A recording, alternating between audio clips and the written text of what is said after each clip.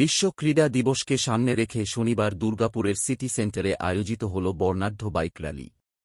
City সেন্টারের Sidhu Kanu stadium থেকে র্যালির সূচনা হয়।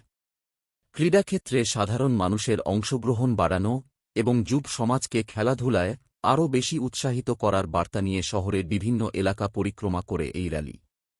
অনুষ্ঠানে উপস্থিত ছিলেন রাজ্যের ক্রীড়া ও যুব কল্যাণ দপ্তরের মন্ত্রী ডাঃ রাজীব ইন্দ্রনীল খাঁ, দুর্গাপুর পূর্বের বিধায়ক চন্দ্রশেখর বন্দ্যোপাধ্যায়, দুর্গাপুর পশ্চিমের বিধায়ক লক্ষণ চন্দ্র ঘড়ুই, দুর্গাপুরের মহকুমা শাসক অঙ্কিতা আগরওয়াল সহ প্রশাসনের আধিকারিক ও বিশিষ্ট ব্যক্তিরা।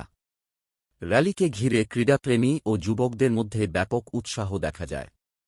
এদিন বক্তব্য রাখতে গিয়ে মন্ত্রী ডাঃ রাজীব ইন্দ্রনীল খাঁ বলেন, এতদিন ব্রাজিল ও আর্জেন্টিনার জন্য গলা ফাটানো হয়েছে, এবার সময় এসেছে ভারতবর্ষের জন্য গলা ফাটানোর। আন্তর্জাতিক ক্রীড়াক্ষেত্রে ভারতকে আরও বড় জায়গায় নিয়ে যাওয়ার লক্ষ্যেই রাজ্য সরকার কাজ করছে বলে জানান তিনি।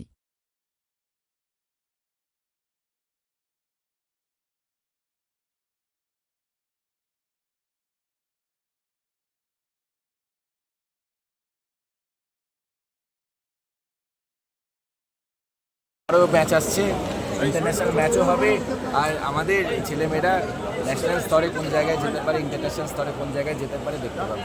যে কমনওয়েলথে যেমন এরকম আমাদের অবস্থা হয়েছে পশ্চিমবঙ্গের দুর্দশা, ক্রিকেট ফুটবলেও সেখানে দেখুন কী অবস্থা, ন্যাশনাল টিমে আমাদের কোনো প্রতিনিধিত্ব পাচ্ছে। দুর্গাপুরেও কিন্তু জাতীয় স্তরে একটা স্টেডিয়াম ইনডোর রয়েছে, আউটডোর রয়েছে, তো দুর্গাপুর কেন? দেখুন, যখন পশ্চিমবঙ্গের উন্নয়ন হবে, শুধুমাত্র কলকাতা কেন্দ্রিক উন্নয়ন হবে না, সেক্ষেত্রে আমাদের রাঢ়বঙ্গেরও উন্নয়ন হবে, জঙ্গলমহলেরও উন্নয়ন হবে, উত্তরবঙ্গেরও উন্নয়ন হবে, সুন্দরবনেরও উন্নয়ন হবে। এবং আপনারা নিশ্চিন্তে থাকুন, দুর্গাপুর সহ আমাদের বিভিন্ন যে শহর আছে, এখানে আমাদের ছেলেমেয়েরা খেলাধুলাতে বিশেষ পারদর্শী, তাদের জন্য দীর্ঘমেয়াদী কিছু পরিকল্পনা। বলছি, দীর্ঘদিন ধরে কি উন্নয়ন হয়নি এই খেলাধুলার ক্ষেত্রে? আপনি বলছিলেন কমনওয়েলথ গেমস দেখলেন তো, খেলাধুলা তো একদিনের বিষয় নয়, 10 বছর ধরে আপনি যে এফার্টটা দেবেন তার প্রতিফলন দেখতে পাবেন। কমনওয়েলথ গেমসে ইন্ডিয়া এতগুলো এবার মেডেল পেলো, এত পদক পেলো, সোনা পেলো, কিন্তু আমাদের পশ্চিমবঙ্গের প্রতিনিধিত্ব বুঝতে পেরেছেন তো গত 10 বছর কী হয়েছে। আমার ফলে কথা বলে রেজাল্ট, আর আগামী 10 বছর আপনি মন্ত্রিত্বে আসার পরে কিন্তু বলেছিলেন প্রত্যেকটা বিধানসভাতে স্টেডিয়াম হবে। দুর্গাপুরে অলরেডি একটা স্টেডিয়াম জাতীয় স্তরে রয়েছে, ভগৎ সিং স্টেডিয়াম, এবং সেখানে স্টেডিয়াম নেই, সেখানে স্টেডিয়াম হবে, এবং যেখানে স্টেডিয়াম আছে সেই স্টেডিয়ামকে আপগ্রেড করা হবে। তৃণমূল স্তর থেকে একাডেমি একটা যদি করা হয়, যেখান থেকে বিভিন্ন প্রপোজাল আপনাদের সম্মানীয় বিধায়করা দিয়েছেন, সেই অনুযায়ী জনগণের বিভিন্ন সাজেশন অনুযায়ী আমরা ওনারা জনপ্রতিনিধি, সম্মানীয় জনপ্রতিনিধিরা যেরকম সাজেশন জনগণের সঙ্গে কথা বলে তার ভিত্তিতে কাজ শুরু হয়েছে।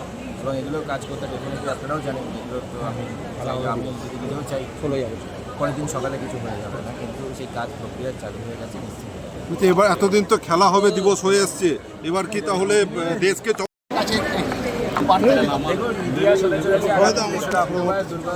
দুর্গা পুজোর জাস্ট পূর্বে আমরা যখন এমনি আনন্দে থাকি, ওটা একটা বিশাল বড় কারণ। আমরা প্রত্যেকে বাঙালিরা, আমরা প্রত্যেকে ফুটবল প্রেমী, we are all crazy about football.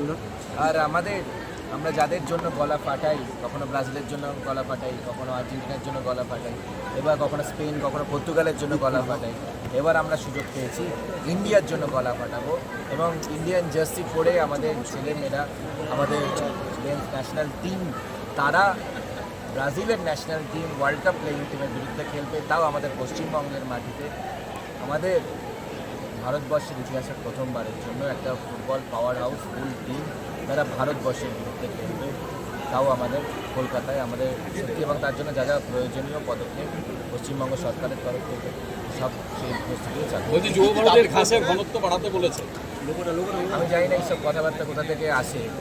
যুব ভারতে যারা আমার এখানে যারা এসেছিলেন ব্রাজিল টিমে, যারা প্রতিনিধিত্ব ব্রাজিল কনফেডারেশনে, তারা ভীষণই খুশির ব্যবস্থা নিয়ে, এবং তারা তাকিয়ে আছেন কখন ইন্ডিয়া ব্রাজিল ম্যাচ হবে।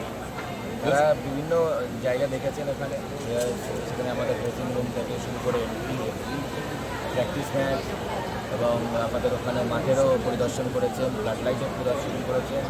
দে আর অ্যাকচুয়ালি ভেরি হ্যাপি এবং সেটা তাদের মানে মুখের বক্তব্য, সেটাও অন রেকর্ড আছে।